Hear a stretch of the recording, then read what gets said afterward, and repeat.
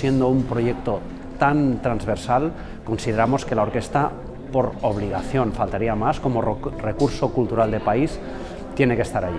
Mundukide presente egongo da, ze dakizuenez, Humanity at Musicen atzean bebai, edo handik lortuko dan diru zati bat mundukidentzako bidaliko dugu. Anima zaitezte Humanity at Music entzutera, ostirala eta larunbata, Amaian txokian, oso ikuskizun polita, hunkigarria, Mondragoneko esperientzia kontatzen duena. Bertoko jendie zabestuta, bertoko jendie izango da protagonista. Orduan, umiek apartez eta artistak apartez gure jendie egongo da sartute eta oso posik dagoz eta itxoitzen arrakasta arrasaten.